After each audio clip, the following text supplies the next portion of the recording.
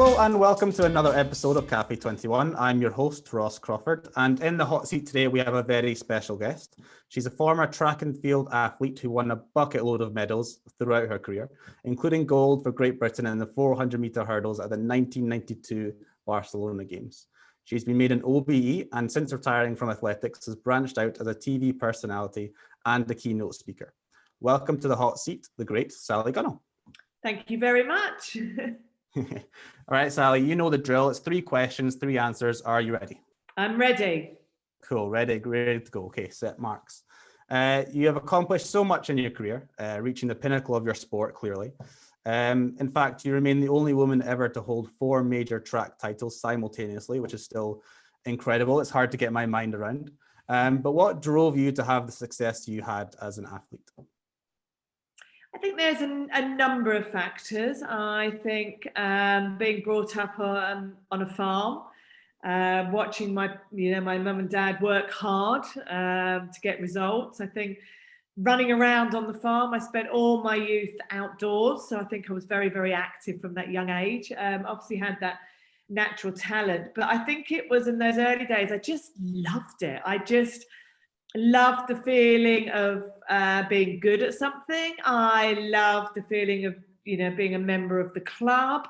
I loved the training nights. I loved everything about it. And I guess once I started, making, decisions as in, when I leave school and trying to balance work and my athletics and just taking it seriously and things like that, I think it was all about wanting to know the best that I could be at something. And I think that's what sort of drove me on. It was just it was almost like a personal thing. And I know I had an amazing team around me, an amazing coach that was always there and encouraging me and people around me. But the thing that really drove me was just, what I was capable of and what the body is capable of almost. And I think, and I always remember someone saying to you, you're only ever as good as your last race. So I think it was always like, I know I've got to train hard and I know I've got to keep pushing myself and to see what I'm actually capable of.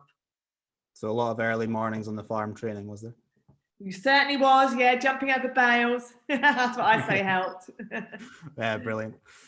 So obviously you won gold at the Olympics and you competed in 3 Olympics. You were in Seoul, Barcelona and Atlanta, which is 3 very diverse places to go. That must have been amazing to travel. But the Olympics kind of grips the nations, particularly I think the UK, every 4 years. What do you think is so special about the Games in your opinion?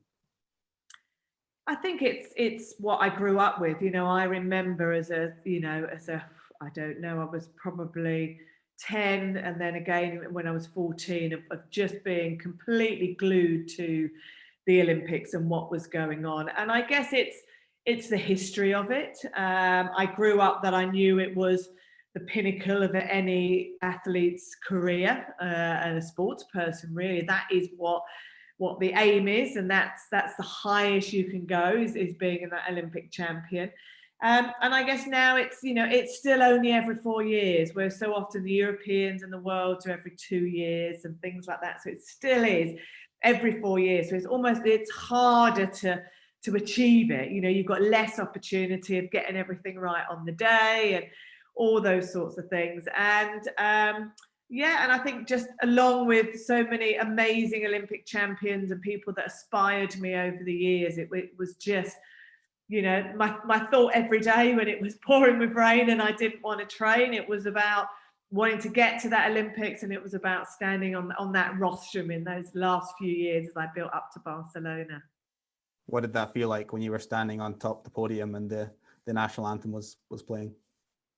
Oh gosh, it's probably the most asked question, but the hardest to answer because I just went into this whole dream world of, disbelief that it had actually happened to me and, and was it really going on? It was like I was in this cocoon, I always say, and I couldn't take it all in. And it was just so emotional and just so alien to me, and I just didn't know how to celebrate. I didn't know how to make the most of it. And I always say I was in this cocoon and I wish I had like a box that I could store it all in and look at again later. It was that sort of thing, really.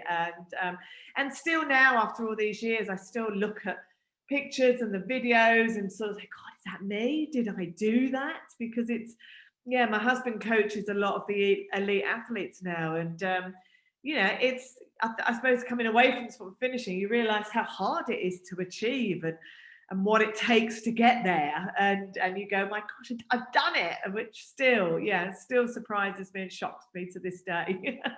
Well, I hope there's people watching that are aspiring for the same thing, and hopefully they get a similar feeling to you. And that's the big advice: know how to celebrate. It sounds like know how to. That sounds really cool.